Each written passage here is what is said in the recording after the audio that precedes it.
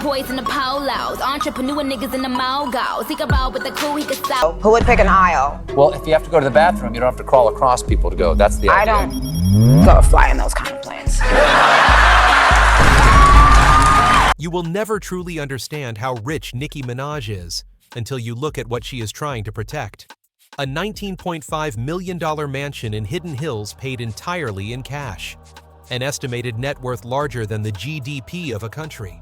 A business empire strong enough to replace a hip-hop career. Nicki Minaj is living the dream that millions of people only dare to imagine. But this is the detail that makes people uneasy.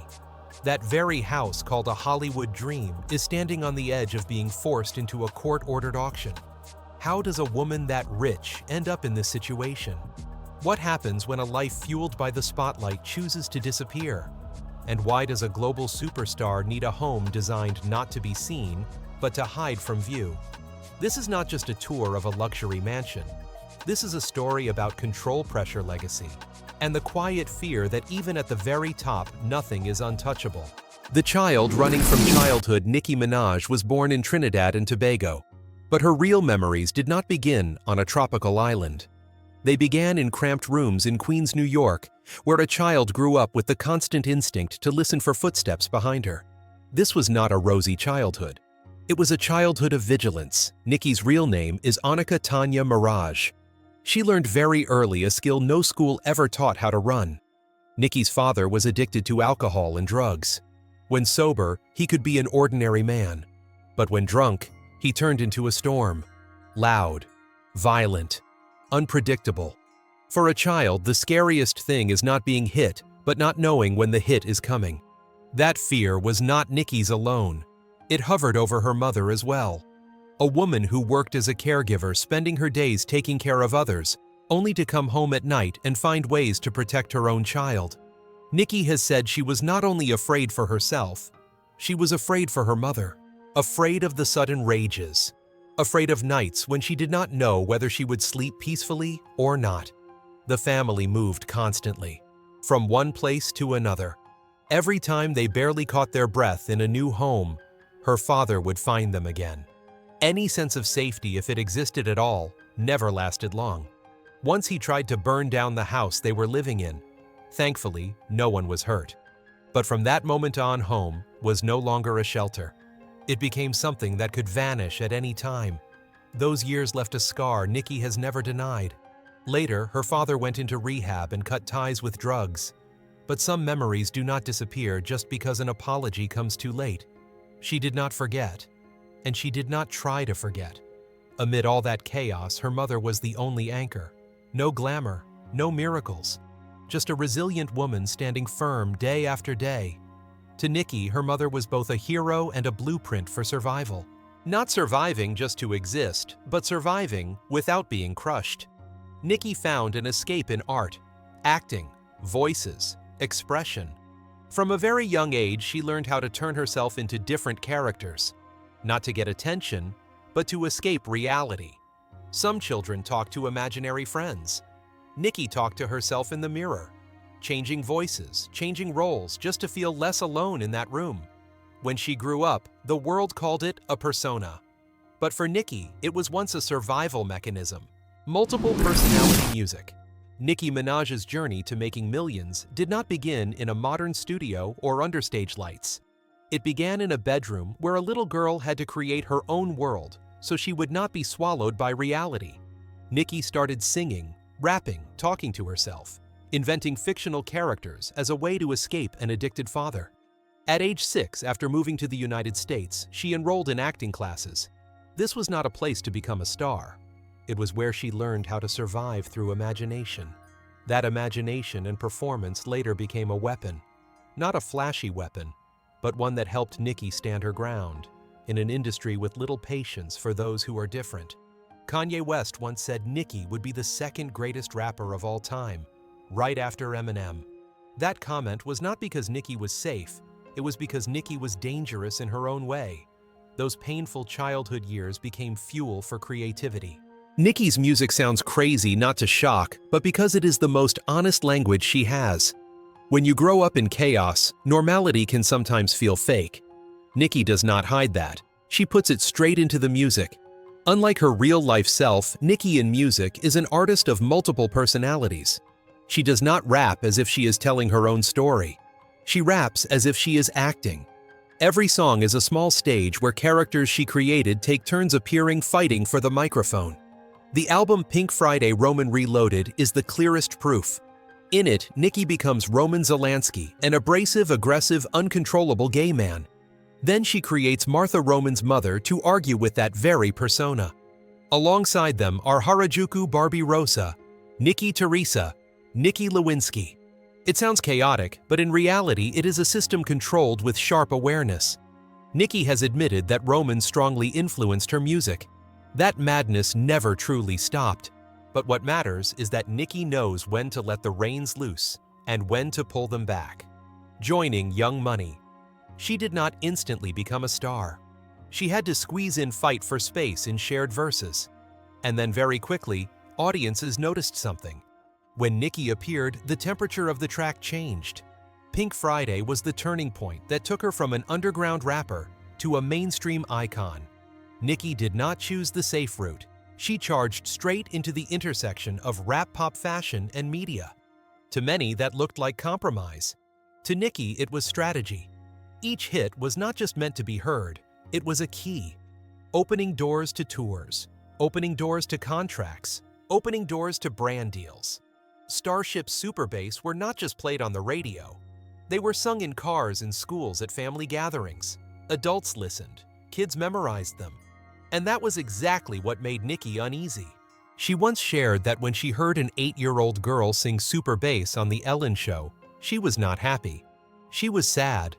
Not because the song was bad, but because she did not want children repeating the curse words in her music. With her brother and her niece, Nicki only allowed clean versions. That strictness does not contradict her rebellious image. It shows that Nicki understands boundaries very clearly. Nicki understands how the music industry works. She knows how to make an addictive song. But when it comes to children, her perspective becomes strangely pure. Her music is for adults. Her childhood trauma made her more sensitive to protecting the innocence of others. She may never have touched a Grammy trophy despite many nominations. But millions of listeners come to her music. Many artists seek her out for collaboration. And even when the lyrics lean heavily into sex slang or profanity, people stay hooked. Because Nicki does not repeat herself. Her rap voice shifts, evolves, stays unpredictable, always keeping listeners alert. Seen as a whole, Nicki resembles a chess player. She is willing to sacrifice a few small pieces, accept controversy to control the entire board.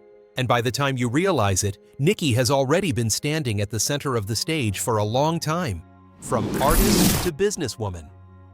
At a certain point, people are forced to look at Nicki Minaj through a different lens. No longer just a rapper with a flexible flow or a provocative image, Nicki now operates like a fully formed business ecosystem. Her net worth is estimated to range from $150 to $190.5 million US. And the key point is this: it does not come from a single source, nor does it rely entirely on music. Recently, Wealthy Gorilla, a website that tracks celebrity wealth, ranked Nicki Minaj as the richest female rapper in the world. Their figure was around $75 million US, with some estimates reaching up to $100 million US, surpassing icons like Queen Latifah or Missy Elliott. These numbers vary depending on methodology, but the message behind them is clear. Nicki has moved beyond the usual chart-chasing race. Even in recent years, when her music no longer dominates the charts like it once did, Nicki's position in the rap game has never wavered. The reason lies in long-term thinking. Her perfume lines, such as Pink Friday and Queen, generate steady cash flow, even when she is not releasing music or touring. Her fame does not sit idle. It is packaged, distributed, and monetized. Major brand collaborations with Mac Mattel through Barbie or Fendi are not just advertisements. Nicki appears there as a cultural symbol, representing female power and autonomy in the public eye. More importantly, Nicki understands that real power lies in ownership. Co-owning the Tidal platform shows that she cares about how money is distributed in the streaming era, not just about waiting for royalty checks. When she founded her own record label, Nicki completed the transformation. controlling her voice her masters and opening a path so the next generation does not have to pay the same price she once did. Nicki does not chase money. She builds roads. And when the road is solid enough, money finds its own way there. The $19.5 million Modern Farmhouse Mansion. A real-life Barbie Dream House. In 2022, Nicki Minaj bought a $19.5 million home in a very Hollywood way. Not publicly listed, no for sale sign, no appearance on familiar real estate websites. An off-market deal quiet like a nod inside a private meeting room. For people in the know, that is the clearest signal of status. When you are big enough, you do not look for a house. The house is brought to you. The mansion sits in Hidden Hills, a residential area. People joke that even Google Maps does not dare to zoom in too close. This is where people who live off attention pay money to disappear. No paparazzi, no unfamiliar cars circling around. No one needs to keep the curtains drawn all day. Hidden Hills is like a giant soundproof box where all outside noise is stopped at the security gate. The scale of the house is enough to make anyone pause for a few seconds just to picture it. About 12,000 square feet of living space, 11 bedrooms, 16 bathrooms. These numbers are no longer just technical details. They read like a quiet declaration. This is not a house meant to simply live in. This is a house meant to live at the pace of someone who always has the whole world orbiting around them. The style Nicki chose is Modern Farmhouse. It sounds rustic, but in reality, this is a very California kind of luxury. From the outside, the house does not show off. Neutral tones, clean lines, sloped roofs that suggest a farmhouse feel. But that is just the shell. Like someone dressed simply yet. When they enter the room, everyone stands up. Inside, everything is renovated to serve a closed-off resort-like experience. Open spaces, high ceilings, large glass doors pulling light into every corner. The first feeling when you step inside is not shock from gold or marble, but openness. Like walking into a private resort with no front desk, no strangers, just the owner and those invited. The main living area is designed so everything flows seamlessly. The living room connects to the kitchen. The kitchen opens to the backyard, and with one slide of a glass door, indoor and outdoor space become one. This is the kind of house made to host people, but never crowds. It feels like a stage that is always ready, but only lights up when the owner wants it to. The backyard is where Nicki turns the idea of being at home into a resort experience. A long saltwater pool, a spa, a Baja shelf for soaking under the sun, a cabana set slightly aside private enough to read open enough to hear the water, a detached guest house for close guests or staff so the main house is never disturbed. Luxury here is not about how many rooms there are, but how each space is calculated. Every bedroom feels like a high-end hotel room. The bathrooms are not just for bathing, but for being alone for a few minutes. Everything speaks the same language: privacy, control, no interruption. Nicki's neighbors in this area are not ordinary people. They are names long familiar with cultural power. People who can disappear for months while the whole world waits for their return. Hidden Hills is not a place to make friends with neighbors. It is where people who understand the rules live quietly, side by side. And here, the paradox becomes clear. Nicki lives off stage, lights cheers, and the gaze of the world. But once the doors of this house close, that light cannot get in. No stage, no audience, just a woman fully in control of her own space. If the house were a metaphor, this is not a pink Barbie Dream House. This is a grown-up Barbie Dream House. Less color, less noise, but far more solid. Like someone who spent a lifetime inside noise, finally choosing a place quiet enough to hear her own breathing. This $19.5 million house is not just real estate. It is the closing line of one chapter, and also the starting point of another. A phase where Nicki no longer needs to prove anything, except that she has chosen a place to stand in a world that never stops moving. The massive diamond collection. In Nicki Minaj's world, diamonds have never been just jewelry. They do not sit quietly on a neck reflecting camera flashes. They are used as a declaration, a wordless way of saying, I have been here, I am standing firm, and I am not disappearing. The Barbie diamond pendant, weighing more than 54 carat, is the clearest example. On the surface, it is a luxury piece that makes anyone stop in their tracks. But to Nicki, it is not decoration. it is a living logo. A symbol worn on the body, appearing with her for more than a decade, passing through musical eras, scandals, peaks, and periods of doubt. In hip-hop, diamonds have long been the language of power, but it is a language written by men. Heavy chains, oversized watches, all tied to images of dominance. When Nicki stepped into that space, she did not copy it. She redefined it. Nicki's Barbie pendant does not resemble any bling that came before. It carries the innocence of a toy and the weight of real diamonds at the same time. A carefully constructed paradox. Barbie in popular culture was once seen as a hollow symbol. Pretty, but empty. Nicki understood that, and she deliberately chose Barbie as the base for a symbol that says the opposite. A diamond heavier than 54 karat is not meant for fragility. It is meant for something that has endured enough pressure to become hard. When Nicki wears it, she is not trying to look cute. She is saying that even images once dismissed can become power if placed in the right hands. What sets Nicki's diamond collection apart is not the quantity, but the way it is used. Each piece appears at the right time, in the right context. When shock is needed, it flashes. When status must be asserted, it is there, silent but impossible to ignore. Nicki's diamonds are never out of place. They are always tied to a specific cultural moment, a chapter in the story she is telling. In an industry that once made little room for women, especially women in rap, diamonds became Nicki's way of staking a claim. No permission needed, no explanation required, just existence. Every time she steps out wearing those pieces, the message is clear. I am not here to stand behind anyone. I am the center of this frame. There is something interesting about diamonds. They form under extreme pressure in conditions where most other materials would shatter. Nicki grew up under pressure. Family pressure, industry pressure, the pressure of constant scrutiny. And like a diamond, she did not bend. She became sharper, harder, more difficult to break. Nicki's diamond collection is therefore not just about showing wealth. It is a map of her journey. Each piece marks a phase she survived. When she was doubted, she wore it. When she was attacked, she wore it. When she was told to soften to be more agreeable, she still wore it. No compromise.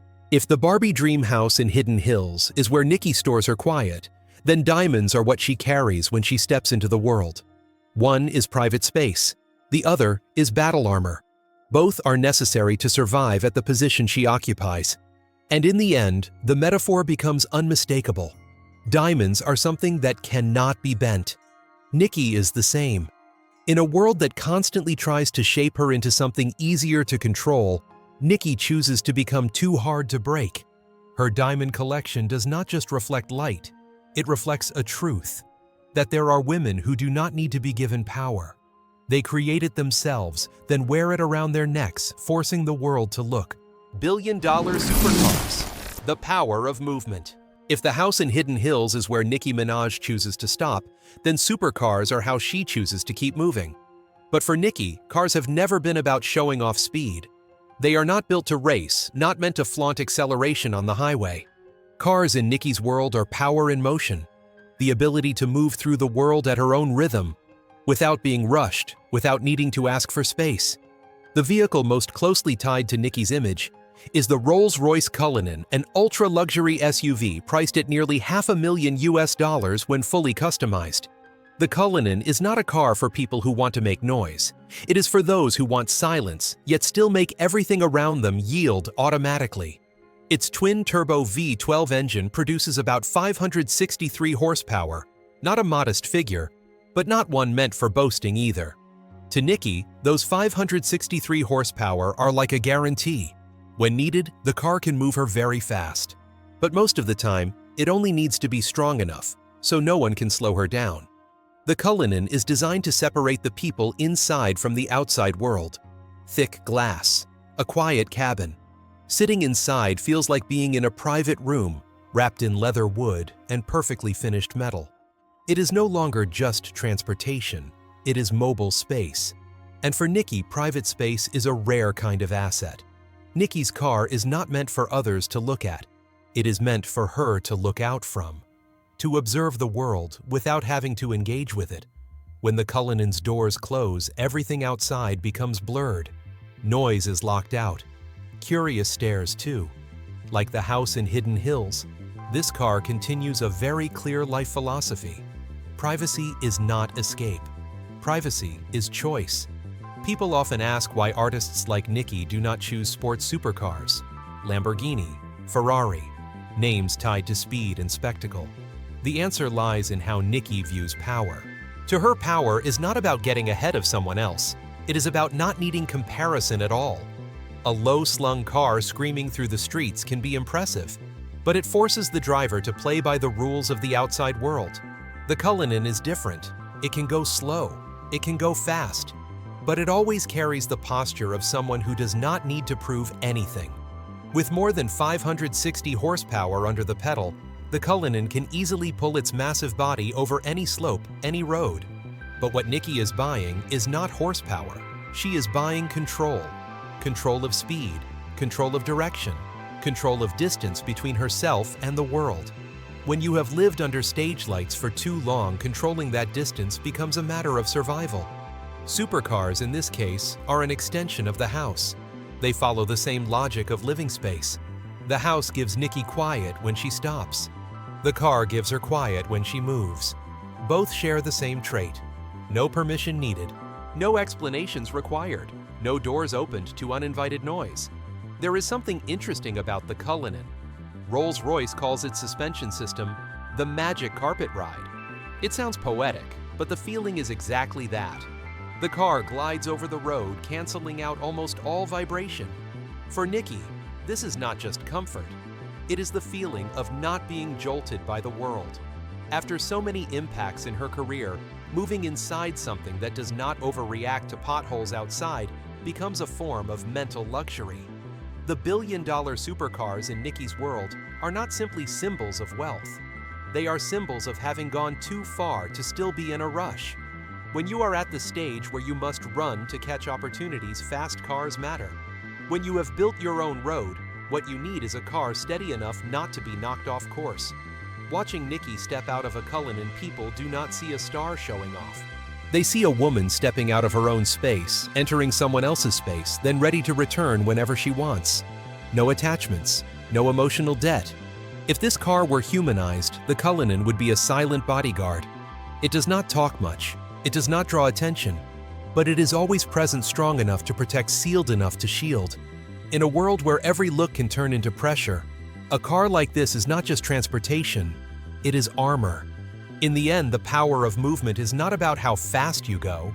It is about having the right to choose whether to move or to stop. For Nicki Minaj, billion-dollar supercars are not meant to prove she can outrun the world. They prove she can pass through this world without letting it change her breathing. Nicki Minaj, the 2026 version. When the stage lights turn off, when the cheers fade into memory, the remaining question is not how many records you sold or how many houses you own. The question is, what do you leave behind? For Nicki Minaj, that question is far more complex than the image of a hip-hop Barbie the public often sees. For many years, Nicki quietly supported tuition for students, helped struggling families, paid off student debt for people she had never met in real life. No press conferences, no photo ops with oversized checks, no turning charity into a media campaign. These stories only surfaced when the recipients spoke up themselves, usually very late, usually very quietly. Just like many other things Nicki does in her life. Silent, but decisive. Some have said that this kind of charity does not create a legacy. But perhaps Nicki never cared about being celebrated as a good person. She cared about being true to herself. And in Nicki's world, helping someone does not need witnesses. Yet Nicki's legacy has never been a straight line that is easy to read. It is a series of contradictions. Light alongside darkness, success alongside controversy. And just as people are talking about what she has given, another story pulls Nicki back into a gray zone of reality. According to publicly released information, Nicki Minaj's Los Angeles mansion is facing the risk of being auctioned. The reason stems from a lawsuit involving her husband, Kenneth Petty. On October 6th, Thomas Weidenmuller, who was awarded $503,000 in a case accusing Petty of assault in 2019, asked the court to order the sale of Nicki's home to recover the money. In the petition, Weidenmuller argues that the mansion is valuable enough to cover the entire mortgage debts and related costs. Records indicate that Nicki has a mortgage worth $13,258,000 US, along with a homestead exemption of more than $722,000 US, bringing the total financial obligations tied to the property to nearly $14 million US. Weidenmuller's attorney did not hesitate to highlight this paradox.